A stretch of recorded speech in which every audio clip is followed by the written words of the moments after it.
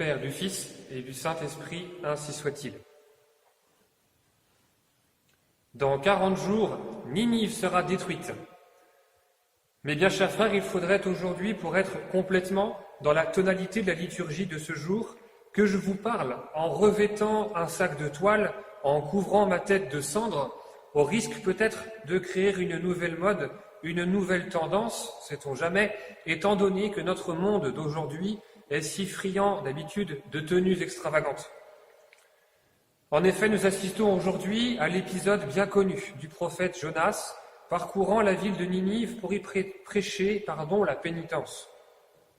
Le voici qui, sortant à peine du ventre du monstre qu'il avait englouti pendant 3 jours, le voici donc accomplissant la mission divine et invitant les habitants de Ninive à se convertir, c'est-à-dire à se tourner à nouveau vers Dieu.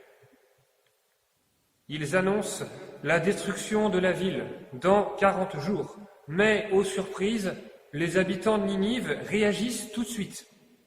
Et mettons-nous à leur place un instant. Qui d'entre nous, je vous le demande, n'aurait pas répondu 40 jours? Mais nous avons bien le temps pour nous convertir. Ou du moins, nous verrons cela demain, profitons encore de cette journée. Nous avons donc aujourd'hui devant les yeux un exemple de la nécessité de travailler dès aujourd'hui à notre conversion et à notre sanctification. Au-delà du temps de confinement, encore incertain, c'est le temps de la Sainte Quarantaine qui va bientôt et certainement s'achever, puisque nous voici déjà rentrés dans le temps de la Passion. Entendons donc cet avertissement solennel dans l'Évangile d'aujourd'hui. Le Christ nous le dit, « Je suis encore avec vous pour un peu de temps. Et plus loin, vous me chercherez et vous ne me trouverez pas. » Notre Seigneur nous rappelle donc instamment que tous les jours du carême, et chacun d'entre eux, nous sont donnés pour notre sanctification, et que lorsqu'il sera terminé, ce carême, il sera trop tard pour recevoir les grâces particulières que nous devions y recevoir. Tant que nous sommes en carême, tant que le Christ est avec nous, profitons de sa sainte présence. Profitons de ce temps du carême pour nous mettre à l'école de Jésus, tandis que nos écoles sont fermées. C'est aujourd'hui, ce n'est pas demain, c'est aujourd'hui qu'il faut devenir saint. Oui, c'est aujourd'hui que nous devons laisser au fond du tombeau nos mauvaises habitudes et nos mauvais penchants. Le temps file, mes bien chers frères, et prenons garde qu'il ne se termine pas avant que nous n'ayons pu changer notre cœur. Aujourd'hui, c'est le jour des saints, et demain est le jour des lâches. Ayons sincèrement donc à cœur de saisir la grâce, la chance de notre conversion quand elle se présente à nous. Anticipons un peu, si vous le voulez bien, et transportons-nous en esprit sur le calvaire. Nous voici au pied de la croix de Jésus, la croix seule qui nous sauve. Mais cependant, la Providence a voulu qu'avec notre Seigneur, 2 brigands soient crucifiés, accomplissant ainsi cette prophétie. Il a été mis au rang des voleurs. Pourquoi cela? Pourquoi cela? Parce que nous trouvons dans ces 2 larrons crucifiés avec Jésus 2 réponses.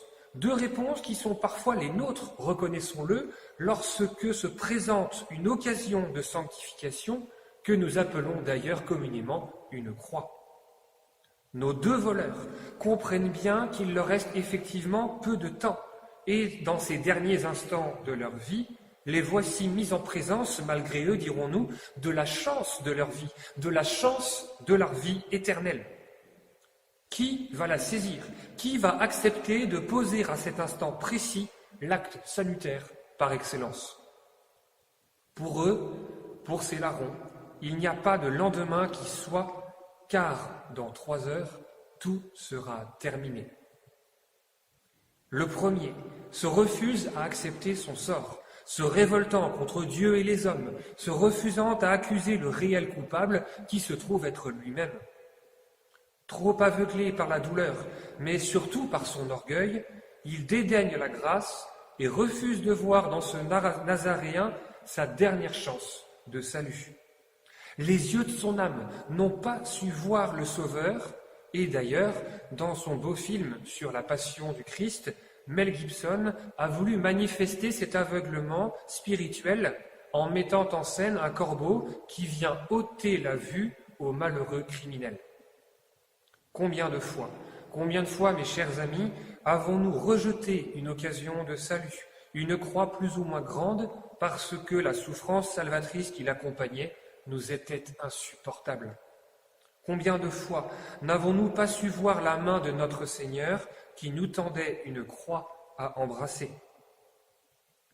Comme le dit saint François de Sales, la croix ne vient jamais sans le crucifié. C'est-à-dire qu'une difficulté porte avec elle la grâce pour la surmonter et le Christ présent en elle et qui se manifeste ainsi à nous. C'est cela que nous devons demander comme grâce aujourd'hui, celle de porter ce fameux regard surnaturel sur notre quotidien et ses difficultés. Voir le bon Dieu qui se présente à nous dans ce court instant, dans ce peu de temps de l'instant présent. Si nous le voyons, aurons-nous le courage de détourner le regard, ou pire, de le regarder dans les yeux et de lui dire « Passez votre chemin, mon Dieu, revenez demain pour faire de moi un saint, car aujourd'hui, j'ai bien mieux à faire. » Mais tournons plutôt nos regards de l'autre côté de la croix de notre Seigneur. Nous avons ici un modèle d'expérience chrétienne. En effet, face à la même situation, nous avons une attitude radicalement différente. Notre bon larron comprend que l'homme crucifié à ses côtés l'est pour son salut. Il comprend que se présente à lui l'occasion de se sauver, et même dans ce cas, le dicton est vrai, l'occasion fait le larron. Mais cette fois-ci dans une tonalité toute positive, qui a poussé saint Augustin à résumer cette scène en cette sentence « Le bon larron aura tout volé, et même son paradis ». Notre bon larron tourne son regard vers le Sauveur, et son âme tournée vers lui aussi se trouve touchée par la grâce. Il pose l'acte de foi salvateur, l'acte de foi dans la divinité du Christ, confiant que celui-ci peut tout pour lui, et ce, à la limite de la vie. Il a alors la joie immense d'entendre les bienheureuses paroles que nous souhaitons tous entendre un jour. Mon ami, tu seras ce soir au paradis avec moi. Et le voilà, notre bon larron, canonisé et comblé de bonheur, nous ne l'entendons plus jusqu'à la fin du drame de ce vendredi saint, rassasié qu'il est d'avoir accepté la croix et la divinité de celui qui y est attaché. Il a su saisir cette chance unique. Et nous, aurons-nous le même courage, le même intérêt pour notre salut? Saurons-nous, à sa suite et à l'imitation des habitants de Ninive, tourner notre cœur vers le bon Dieu aussitôt que son appel se fera entendre? Restons donc en ces jours saints, restons donc à l'écoute, de peur de le manquer. Guettons les occasions de nous rapprocher de notre Créateur, d'accepter d'être crucifiés à ses côtés. Cette disposition de l'attention, demandons-la à Notre-Dame, que nous avons célébrée la semaine dernière lors de l'Annonciation. Elle a su se rendre totalement disponible pour nous, et elle nous apprendra à être disponibles pour le bon Dieu, à ce que sa volonté se fasse à chaque instant de notre vie, afin que le carême vienne à se terminer, mais que Ninive ne soit pas détruite, ainsi soit-il. Au nom du Père, du Fils et du Saint-Esprit, ainsi soit-il.